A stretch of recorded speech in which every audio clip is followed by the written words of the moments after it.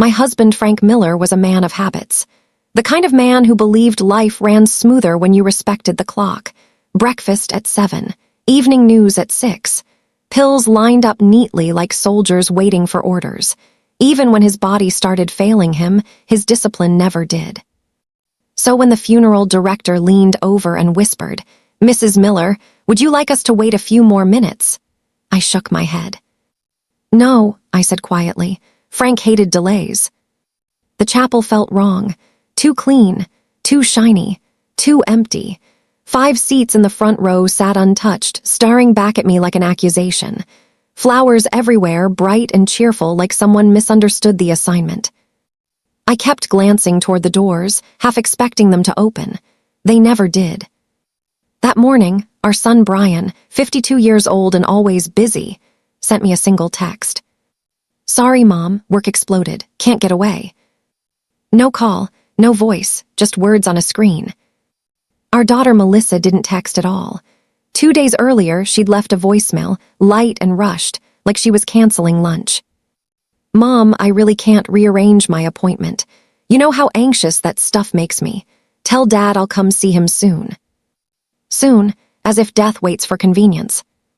The service went on without them. The pastor spoke, the choir sang, and I sat there alone, hands folded, spine straight. Not because I wasn't hurting, but because some grief is so heavy it pins you in place. It doesn't spill out, it sinks in. At the cemetery, the wind cut through my coat as the casket was lowered. No arms around my shoulders. No children standing beside me, just dirt hitting wood and the sound of finality. The temporary marker read, "Frank Miller, beloved husband and father."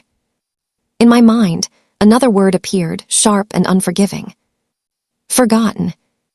Back home, the silence was deafening, his recliner untouched, his slippers lined up perfectly, the remote right where he left it. I poured myself a glass of wine I'd been saving for guests who never came. Then I opened my phone. Melissa had posted brunch photos an hour earlier.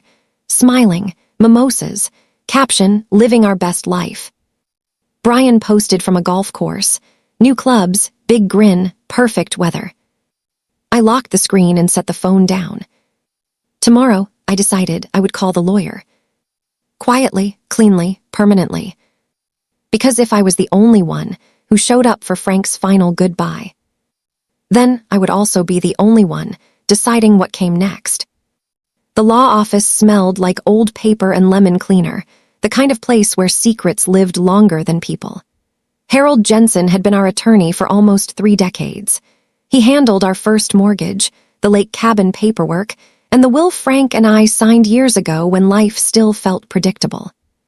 He looked up when I walked in without an appointment. "Evelyn," he said, standing halfway out of his chair, "everything okay?" "No," I said, sitting down, "but it's clear." I told him about the funeral, the empty pews, the excuses, the silence that followed my husband into the ground. Harold didn't interrupt. He just listened, pen resting on his legal pad, eyes sharp but kind. When I finished, I took a slow breath. "I want to revise my will." He nodded. "That's not unusual after a loss." "I want my children removed from it," I said calmly. "Both of them." That made him pause. "Completely?" he asked carefully. "No partial distributions?" "Completely," I repeated. "They made their choice." Harold leaned back slightly. "Evelyn, this is permanent. Once filed, there's no undo button." "I buried my husband alone," I said. "I'm done pretending that doesn't matter." He studied my face for a moment, then nodded. "All right, who do you want to name instead?" "My grandson, Lucas." That answer came easy. Lucas was 21, quiet, observant, the only one who ever showed up without being asked, the kid who fixed my porch step because he noticed it wobbling, the kid who called just to talk. Harold scribbled notes. "We'll need protections, an irrevocable trust, no parental access, controlled distributions." "That's exactly what I want," I said. "Education, housing, medical needs, full access when he's older, and I want it airtight." We reviewed the numbers. The house, the cabin, The investments, just over $400,000, built slowly, carefully, over a lifetime of saying no to luxuries. I didn't flinch. By the time I signed the preliminary documents, my hands were steady. I wasn't angry. I wasn't emotional. I was certain. As I stood to leave, Harold looked at me and said quietly, "Most people choose forgiveness over boundaries." "I've forgiven them," I replied. "I just stopped funding their indifference." Outside, the air felt lighter, not happy, just honest. That night, I slept without the television on, without Frank's sweater folded beside me like a ghost. The silence was still there. But for the first time, it didn't feel empty. The file cabinet sat in the hallway where it always had. 3 drawers, metal indented, each one labeled in Frank's neat block letters. House, taxes, family. I pulled open the family drawer. It groaned like it hadn't been touched in years. Inside were folders stacked thick and tight, stuffed with paperwork I'd kept not because I was obsessive, but because I believed in clarity. Paper doesn't forget. Paper doesn't soften the truth. I carried everything to the kitchen table and started with Melissa's folder. The first receipt made my stomach drop. $16,500 wedding contribution. She called it small and simple. It wasn't. Crystal chandeliers, live band, seafood towers. Then came the follow-ups. $8,900, emergency roof repair. $6,200, private school tuition gap. $11,000, medical bills. $4,500, credit card rescue. Each payment had a story. Each story came with panic in her voice and relief in mine. "You always save us, Mom," she used to say. I believed her. Brian's folder was worse. Much worse. $28,000 startup loan, never repaid. $9,700, car down payment. $14,000, tax problem. $6,300, temporary credit line help. Frank warned me every time. "They'll never learn if you keep catching them," he'd say. I caught them anyway. Looking at the totals now, I finally understood something that hurt more than the numbers themselves. I wasn't their mother anymore. I was their backup plan. I pushed their folders aside and opened the smallest one in the drawer. Luca's. One piece of paper sat inside, folded thin and worn at the edges. A handwritten note, scrawled in pencil from when he was 12. "Grandma, thanks for teaching me how to make pancakes. I like being at your house. When I grow up, I'll take care of you." I held that paper like it might disappear. That's when it hit me. Fair doesn't always mean equal. Love isn't measured in money. And legacy isn't about who expects it, it's about who earns it without asking. I placed Melissa's and Brian's folders back in the drawer. Lucas's stayed on the table. I picked up my phone and stared at his name for a long moment before pressing call. Because before the paperwork became official, before the world found out what I'd changed, there was one person who deserved to hear the truth first. Lucas arrived less than an hour after I called. No excuses, no delay, just a knock at the door that felt real, not obligatory. When I opened it, he looked nervous, not rushed, worried. "Grandma," he said immediately, stepping inside. "I didn't know. Mom never told me Grandpa was gone." That sentence hit harder than anything else that day. We sat at the kitchen table, the same one Frank used to read the paper at every morning. I poured lemonade. Lucas wrapped both hands around the glass like he needed something solid to hold on to. "I found out 2 days ago," he said quietly. "From a cousin. I swear if I'd known sooner I would have been here." "I know," I said, and I meant it. The silence between us wasn't awkward. It was heavy, but honest. "I missed the funeral," he said, his voice cracking. "I'll regret that forever." "You didn't choose to miss it," I replied gently. "That matters." He looked up at me then, really looked, like he was seeing me not just as his grandma, but as someone who'd been holding herself together for a long time. I stood and walked down the hallway, returning with a manila folder. I didn't say anything when I placed it in front of him. He opened it. His eyebrows pulled together as he read the first page, then the second. "Grandma, what is this?" he asked, alarm creeping into his voice. "It's my plan," I said simply. He swallowed. "This is the house, the cabin, the accounts, this is everything." "Yes." He pushed the folder back toward me like it was dangerous.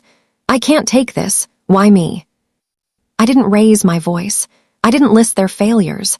I didn't explain years of disappointment. I just said the truth. Because you showed up without being asked. Lucas stared at the papers again, then down at the table. His shoulders shook once before he caught himself. "I don't know what to say," he whispered. "You don't have to say anything," I replied. "Just remember what showing up looks like." He nodded, eyes wet now, wiping his face with his sleeve the way he used to when he was little and didn't want anyone noticing. We sat there a long time, no talking, no pressure, just presence. When he stood to leave, he hesitated at the door. "If I come by this weekend," he asked, "can we make pancakes, like before?" I smiled, really smiled for the first time in weeks. "We'll use the good syrup," I said. After he left, the house didn't feel empty anymore. But I knew it wouldn't last. Because the moment my daughter found out what I'd done, she wouldn't come with pancakes. Melissa didn't knock. She never did. I heard the front door open, the familiar click of heels on hardwood, and the sharp exhale of someone already angry before they'd even spoken. "So it's true," she said, dropping her oversized purse on the hallway table like she owned the place. "You really did it." I stayed seated, folding laundry slowly, deliberately. Socks first, then shirts. I didn't rush, I didn't look up. "Did what?" I asked. She scoffed. "Don't play dumb, Mom. Lucas told me you changed the will." I folded another shirt. "Yes." She laughed, short and bitter. "Are you serious right now, after everything we've done for you?" That's when I looked up. "You mean after everything I've done for you?" I said calmly. Her mouth tightened. "That's not fair." "You didn't come to your father's funeral," I said. "No yelling, no drama, just truth. You didn't call, you didn't send flowers, you didn't even ask how I was." She crossed her arms. "I had an appointment." "Yes," I replied. "Your nails, then brunch, I saw the pictures." Her eyes flickered for half a second. She didn't deny it. "So what, you're punishing us now?" she snapped. "You're choosing a kid over your own children." "I'm choosing the one who showed up," I said. "That money was supposed to help all of us," she said. "That house is part of my future." I shook my head. "No, that house was built by your father, and he deserved better than excuses." For the first time, she didn't have a comeback. She looked around the room like she was seeing it differently now, like something had shifted under her feet. "So you're really cutting me out," she said quietly. "No," I replied. "You cut yourself out, I just stopped pretending." Her jaw clenched. She grabbed her purse. "I hope this makes you feel powerful," she said. "It makes me feel peaceful," I answered. She walked out without another word. The door closed harder than necessary. I stood there for a moment, listening to the quiet settle back into the house. Then I noticed my hands weren't shaking. Not from fear. From relief. But I knew this wasn't over. Because Melissa was angry. And my son wouldn't come angry. He would come prepared. Brian knocked. Twice. Then waited. That alone told me everything. When I opened the door, he stood there stiff and careful, like he was walking into a meeting, not his mother's house. Behind him was his wife, Karen, wearing that tight, polite smile she saved for situations she didn't control. "Mom," Brian said, "can we come in?" I stepped aside. They didn't take their coats off. They never stayed long enough to get comfortable anymore. We sat in the living room. Brian cleared his throat like he'd practiced this speech in the car.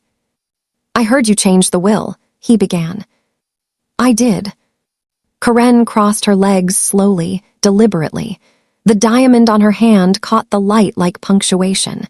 "We understand you're grieving," she said smoothly.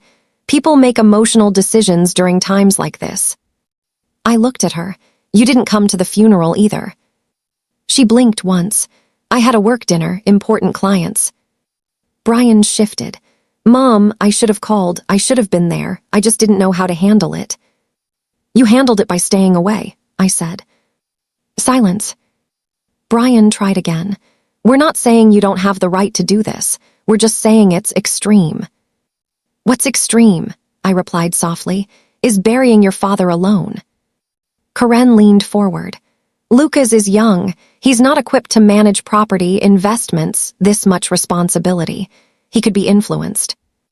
"By who?" I asked. She didn't answer.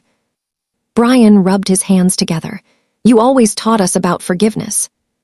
"I forgive you," I said, "but forgiveness doesn't mean access." His face fell. "So that's it." "That's it." Karen stood. "This could get messy, Evelyn, legally." "It won't," I said. "The paperwork is clean. My lawyer is better than yours." They left politely, quietly, too quietly. After the door shut, my hands finally shook, but not from doubt. From release. Because for the first time in my life, I had chosen myself. And tomorrow, I was going to make it permanent. The bank lobby smelled like lemon cleaner and quiet money. The kind of place where people whispered even when there was nothing to hide. The teller recognized me immediately. "Mrs. Miller," she said, standing. "Mr. Reynolds will see you now." I followed her past glass offices and framed certificates into a room that felt more like a boardroom than a bank. Richard Reynolds, Frank's longtime account manager, rose from his chair and shook my hand. "I was surprised by your message," he said, sitting back down. "You asked to review everything." "I didn't ask," I corrected. "I asked to lock it in." He raised an eyebrow and opened my file. As he read, his expression shifted, slowly, carefully. "You've revoked all beneficiary links to Brian and Melissa," he said, "and transferred everything into an irrevocable trust under Lucas Miller." "That's correct." "That's a major change," he said. "Once finalized, this can't be reversed without court involvement." "I don't plan on involving the court," I replied. He nodded, adjusting his glasses. "You want safeguards." "I want steel doors," I said. "No appeals, no emotional pressure later, no sudden emergencies. We can structure it so distributions are limited to education, housing, and healthcare until Lucas turns 30, he said. "After that, controlled access, but still protected." "That's exactly what I want." We went page by page, signature after signature, dates, confirmations. With every pen stroke, something heavy inside me lifted. Richard looked up once more before the final form. "May I ask, are you doing this out of anger?" I didn't hesitate. "No," I said, "I'm doing it out of clarity." He nodded slowly. "That's rarer." When I stepped outside, the sunlight felt sharper, cleaner, like the world hadn't changed, but I had. I walked across the street to a small coffee shop Frank and I used to visit after errands. It was louder now, younger, different. I ordered a cappuccino and sat by the window, hands wrapped around the warm cup, watching people pass by. No phone. No guilt. No one waiting for me to fix their life. Just me. And for the first time since Frank died, I felt free. But peace doesn't mean silence forever. Because later that day, someone knocked on my door. And this time, it wasn't anger that showed up. I wasn't expecting company. So when I opened the door and saw Karen standing there alone, no Brian, no attitude, no rehearsed speech, I felt something shift. She was holding a pie, store-bought, still in the plastic container. "I'm not here to ask for anything," she said quickly, like she needed to get that out before I closed the door. I stepped aside, not out of obligation, just curiosity. She walked in slowly, eyes drifting over the hallway, the photos on the wall, the coat rack Frank built years ago. She looked like someone realizing she'd been inside a house many times without ever really seeing it. We stood in the kitchen. I didn't offer tea. I didn't tell her to sit. I let the silence do the work. Finally, she spoke. I wanted to say thank you. That caught me off guard. For what? I asked. For not giving it to Brian, she said, eyes fixed on the counter. He never learned how to stand on his own, and I helped that happen. I said nothing. You were always there, she continued. Money, babysitting, fixing things before they broke. We got used to it, too used to it. She swallowed hard. And when Frank died, we should have come. I should have pushed harder. We didn't, and that's on us. Her voice cracked, just slightly. I leaned against the counter. You didn't owe me anything, I said, but you owed him your presence. She nodded. I know. She reached into her purse and pulled out a small, worn photo. Lucas at 5 years old, sitting on the swing in my backyard. He loves you, she said softly, more than you realize. I nodded. I know. She stood, straightening her coat. They're going to paint you as the villain, she said. Just don't believe it. I won't, I replied. At the door, she paused. Don't let them take your piece. They've taken enough. When she left, I placed the pie in the fridge. Not sentimental, just practical. That night, I sat alone in the living room and noticed something strange. The house felt warm. And tucked beside the fireplace was something Frank had left behind without me ever noticing.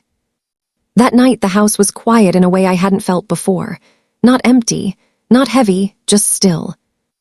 I was cleaning near the fireplace when I saw it, a small folded note tucked between the basket of old kindling and the brick. The paper was yellowed, creased, and instantly familiar. Frank's handwriting. Careful block letters, slightly uneven, like he pressed too hard with the pen. I sat down on the rug before I even opened it. The note was short. Frank never wasted words. Keep dancing, even if it's just in the kitchen. The world will try to shrink you. Don't let it. My chest tightened. He had written it months earlier. I could tell by the ink, by the way he used to leave little truths lying around like anchors, never knowing exactly when I'd need them. I read it again and again. Then I laughed, soft and shaky, because of course he knew.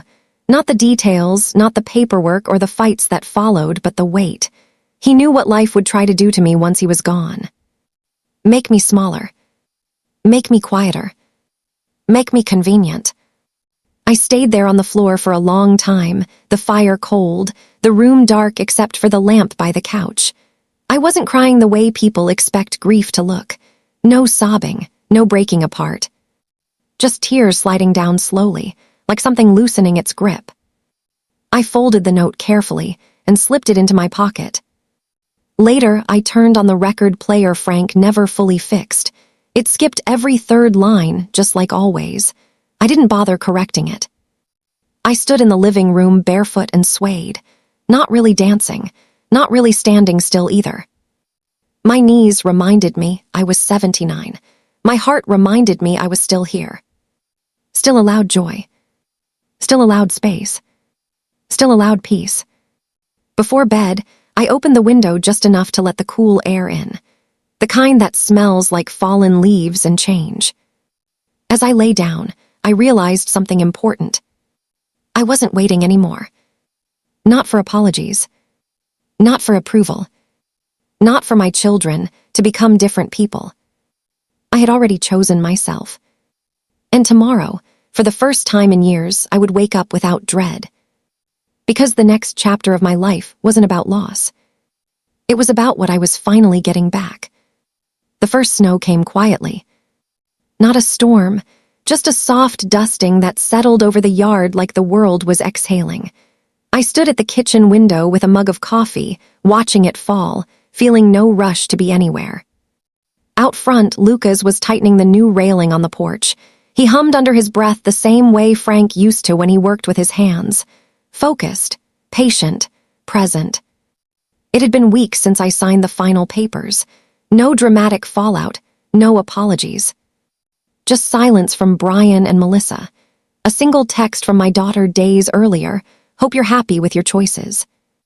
I didn't reply. I was happy, just not in the way they meant. Lucas knocked lightly and stepped inside, brushing snow off his jacket. The railing's solid now, he said. Should last a long time. So will you, I smiled. We made soup together, nothing fancy, just the kind of meal that fills a house with warmth. He fixed a squeaky cabinet hinge. I showed him where Frank kept the tools. We talked about small things, classes, plans, the garden we'd start in spring. Not money. Not inheritance. Life. After he left, I cleaned the kitchen slowly, deliberately. No one waiting. No one needing anything from me. I lit a candle, more out of joy than habit, and sat at the table Frank built years ago with his own hands. For decades, I thought love meant endurance. Showing up no matter the cost. Giving until there was nothing left. I was wrong. Love also means knowing when to stop shrinking yourself to fit someone else's comfort. That night, I took out a piece of paper and wrote a letter, not to my kids, not to a lawyer, but to myself. You tried longer than you should have. You gave more than was fair. But loving deeply was never a mistake. Choosing peace isn't cruelty. It's clarity. I folded the letter and placed it in the drawer with Frank's note. 2 truths, side by side. Before bed, I stepped outside. The stars were sharp against the cold sky. I whispered into the quiet, "You'd be proud." And I knew he would be. So if you're reading this and carrying your own heavy silences, hear this. You don't owe anyone your exhaustion. You don't have to disappear to be loved. And it's never too late to choose yourself. Peace doesn't shout. It stands. And when you finally choose it, everything else falls quiet.